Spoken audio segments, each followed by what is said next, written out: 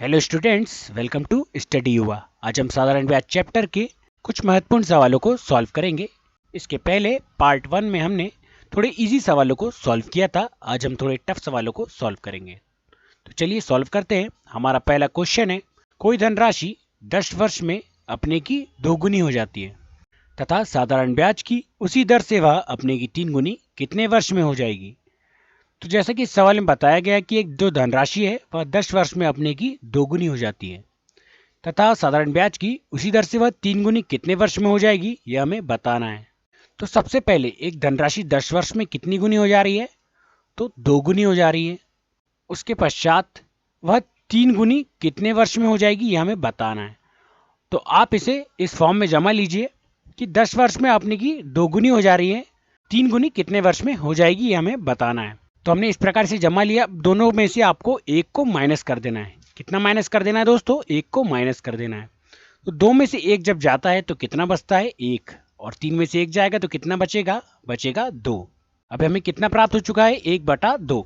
इस 2 में आपको जो सबसे पहले आपको समय दिया हुआ था 10 वर्ष, इसे आपको इसमें गुणा कर लेना है। तो चलिए गुणा करते हैं।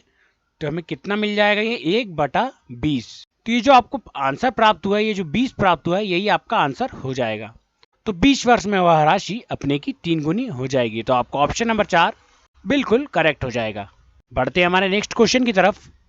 हमारा नेक्स्ट क्वेश्चन है, एक निश्चित राशि साधारण ब्याज की दर से 7 वर्ष में दुगनी हो जाती है, तो वह राशि उसी ब्याज की दर से कितने वर्ष में 5 गुनी हो जाएगी।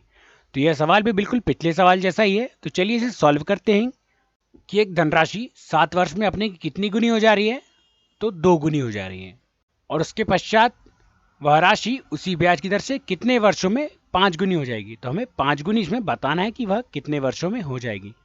तो जैसा कि पिछले सवाल में हमने दोनों में से एक को माइनस किया था, तो इसमें भी हम एक को माइनस करेंगे। दोनों में से 2 में से 1 गया 1 और 5 में से 1 गया 4। अब इस 4 में आपको किसका गुणा करना है, तो आपको जो सबसे पहले समय दिया हुआ था उसका आपको गुणा कर लेना है इसमें। तो 1/7 चौके कितना होता है, 7 चौके होता है 28। तो यही आपका आंसर हो जाएगा 28 वर्ष। तो ऑप्शन नंबर 3 इसका बिल्कुल करेक्ट आंसर हो जाएगा। वह धनराशि 5 गुनी 28 वर्षों में हो जाएगी। कोई धनराशि सरल ब्याज पर 20 सालों में 2 गुनी हो जाती है, वह कितने वर्षों में 4 गुनी हो जाएगी। तो इस सवाल में हमें 20 सालों में राशि जो है वह 2 गुनी हो जा रही है, यह बताया जा रहा है, और इसके पश्चात वह 4 गुनी कितने वर्षों में हो जाएगी, यह हमें बताना है। तो चलिए इसे सॉल्व करते हैं। तो वह धनराशि 20 सालों में कितने गुना हो रही है, 2 गुना हो रही है। इसके पश्चात वह 4 गुनी कितने वर्षों में हो जाएगी, यह हमें बताना है। तो दोनों में से हम सबसे पहले एक एक को माइनस कर देते हैं। इसके पश्चात 2 में से 1 गया 1 और 4 में से 1 गया तो 3 बचता है। कितना बचता है दोस्तों, 3 बचता है।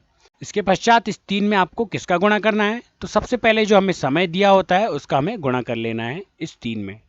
तो कितना दिया है समय, 20 साल। तो इस 20 का जब हम गुणा करते हैं तो यह कितना आ जाता है, 20 दिया 60, तो 1/60 इसका आंसर आ जाएगा। तो यह 60 हमारा आंसर हो जाएगा। वह धनराशि 60 वर्षों में अपने की 4 गुनी हो जाएगी। क्वेश्चन नंबर 4, निवेश से संबंधित एक योजना में निवेश की राशि 8 वर्षों में तिगुनी हो जाती है।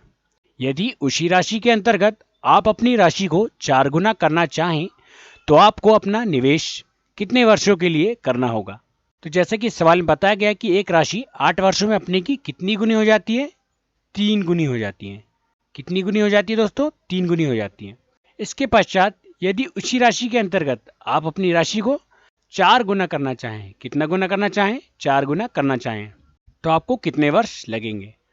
तो इस सवाल में भी हम सवाल के अनुसार इसे जमा लिया है। अब इन दोनों में से हम एक एक को माइनस कर देते हैं। तो 3 में से 1 गया 2 और 4 में से 1 गया तो 3।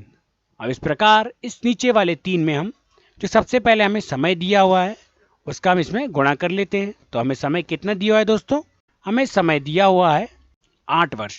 तो 8 तिया कितना हो जाता है, 8 तिया हो जाता है 24। अब यहाँ पर 1 ना होकर 2 है तो यह डिवाइड हो जाएगा। तो 2 1 कम 2 और 12 दूनी 24। तो हमारा आंसर क्या आ गया दोस्तों, हमारा आंसर हो चुका है 12 वर्ष। तो ऑप्शन नंबर 4 इसका बिल्कुल करेक्ट हो जाएगा। वह धनराशि 4 गुना 12 वर्षों में हो जाएगी। क्वेश्चन नंबर 5, एक धनराशि 7 वर्ष में सरल ब्याज से 2 गुनी हो जाती है, तो वह राशि कितने वर्षों में 4 गुनी हो जाएगी? तो सबसे पहले इस सवाल में सरल ब्याज की दर से वह राशि कितनी गुना हो रही है? तो 2 गुना हो रही है। और कितने गुना हो जाएगी हमें बताना है। तो 4 गुना कितने वर्षों में हो जाएगी हमें बताना है। तो सबसे पहले हम यहाँ लिख लेते हैं 2/4। इसके पश्चात दोनों में से हम एक को माइनस कर देते हैं। तो 2 में से 1 गया 1 और 4 में से 1 गया तो 3। इसी प्रकार इस 3 में आपको किसका गुणा करना है? तो सबसे पहले जो हमें समय दिया हुआ है उसका हमें गुणा करना है। तो समय कितना दिया है? 7 वर्षों का समय दिया हुआ है। तो इस 7 का हम 3 में गुणा कर लेते हैं। हमें कितना प्राप्त हो जाएगा? हमें प्राप्त हो जाएगा 1/21। तो यही 21 हमारा आंसर हो जाएगा। ऑप्शन नंबर 4 बिल्कुल करेक्ट हो जाएगा। वह धनराशि 4 गुना 21 वर्षों में हो जाएगी।